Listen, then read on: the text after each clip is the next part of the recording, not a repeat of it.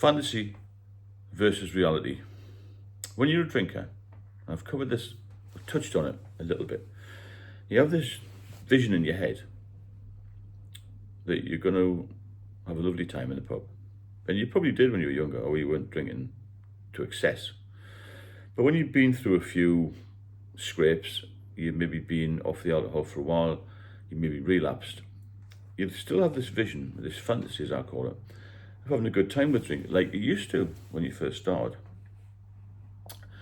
So my fantasy was always to find a pub with a log fire and just sit comfortably with the dog and have a few pints. Now, I don't know how many times I tried that, but it always failed. And one particular time, remember, I'd been off for 2 years off the drink, and I had this fantasy of maybe meeting a new person and having a few drinks with them, and then it'd been all right. However, you know what I'm going to say. So I hadn't been drinking for 2 years, and I decided, because I had a couple of bottles of Stella, I don't know why I refer to Stella, but any lager that's decent, Peroni or something, in the cupboard. I hadn't drunk for 2 years, okay? Now, the fantasy was to have a couple of these drinks and just feel all right. So I had one, and I thought, oh, it's fantastic. It was so good to have this feeling of, oh, I'm back in the drink again. I can just have a couple. The fantasy is just having a couple, you see. And I had a couple of drinks, and I thought, this is great. Go and meet this woman. It wasn't particularly good. It was years and years and years ago, if anyone's listening. And the day was all right. I thought, oh, I'll have a couple of pints, I'll be all right. That was my fantasy. Again, this is day one, remember, day one. So I'm sitting there, had a few drinks. I thought, oh, that's quite good. Get a taxi home, and I'll be maybe off the drink tomorrow. So I thought, well, I got up the next day, and I thought, well, that was quite a good day. I was retired by then. I thought, well, why don't we just ease yourself into it, have a few more drinks, but just take it easy. The fantasy's still there, you see, of going to the pub, watching the football, put a bet on, or whatever you want to do. Not I'm a gambler, but I know a couple of lads who do. And then you head down the pub, have a few more, and then somebody else comes in. And what happens is, with me, I'm quite a sociable person. I talk to anybody. My girlfriend's always saying, don't tell everybody your business. I try not to. However, sitting there having a chat, and then you meet somebody else, and everyone becomes your mate, you see. You meet John and Dave and Kevin and Steve and Roger and all them, and they all come in every day, don't they? So you think, are they coming in tomorrow? I said, oh no, I might have a day off tomorrow. Then you get a bit bored the next day, and you think, actually I might just pop down the road and meet them lads. So within about a week, you form this cohesive group, really, and you've got a set of mates, because everyone's your mate when you're in the boozer. Then you start buying each other drinks, and you plan to have 3 or 4, don't you? So there's 3 people there. I'm going home the next hour, and somebody else comes in, and they join. I know one lad. He says all day, man, from 11 o'clock or 9 o'clock, whatever time he gets in to the pub. He says, I'm going after this one. He's still at 11 o'clock at night. I said, you never go home after that last pint. You never ever do. He never goes home. So this fantasy then turns into a bit of a habit. So you think I'm doing all right, but I'm feeling a bit dizzy, a bit lightheaded. I'm not really eating very much. You sort of look back a few weeks prior and you think, well, I was going right. I was all right then. I was going to the gym. And it's still going out of the pub, you see. But the fantasy of just going in for a couple has just disappeared now. So you're feeling a bit rough, and then you start to drink a little bit in the morning. You still think you've got control of it, you see. Because in my naive way, I thought, well, I've never drank spirits and wine. I'm going to be all right with beer, you see. Or lager, in my case. Sometimes I had Guinness. Not that you want a whole menu of what I used to drink, but it was mainly lagers and beers. And as time went on, next 2 to 3 weeks, I started to feel a little bit dizzy and a bit just not myself, a bit meh, you know what I mean?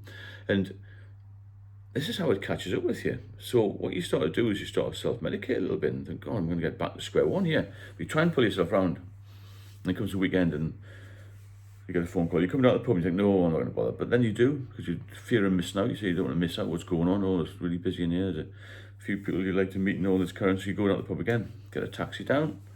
Maybe you haven't had much to eat. That's a weekend, and then you start drinking again. And then you become on this roller coaster of up and down, up and down. Your emotions change. And relapsing is so dangerous, you see.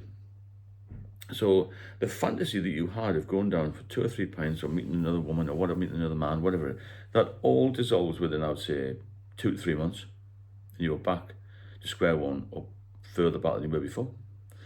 Because physiologically, your body doesn't take well to relapse mentally and physically, because you've had a bit of a detox for 2 years and then you're hammering it with drink again, you see. So the disaster just comes, it just will always happen. To relapse and to pick up that first drink, the first drink will take you back, okay? The first drink has got a success rate, 100% success rate of taking you back. Think about it. How many times have you thought to yourself, right, I've been off the drink for weeks, months, years. I'm just going to have one and I'll be all right. That's never, ever happened to anybody I know, or even anybody who's on this channel.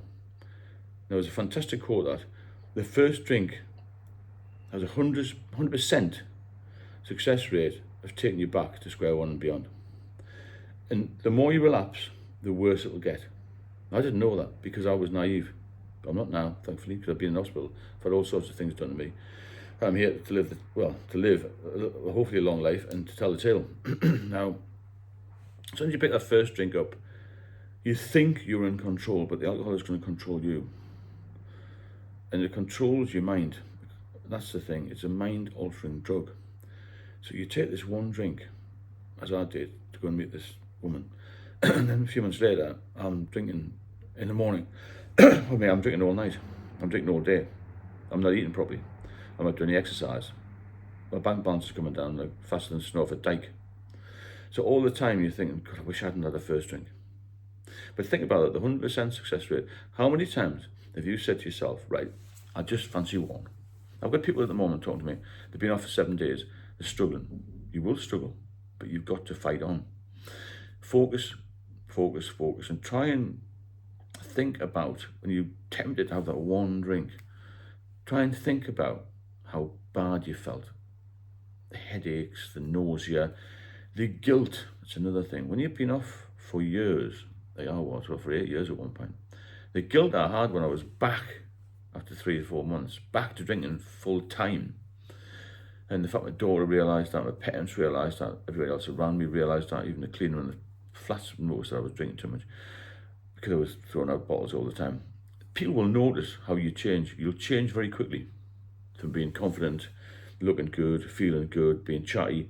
You'll just withdraw into this mess again and being isolated and being lonely and frustrated and sick of your life, basically. So just remember that. The fantasy does not exist. Reality exists. But fantasy will lead us down a path to devastation.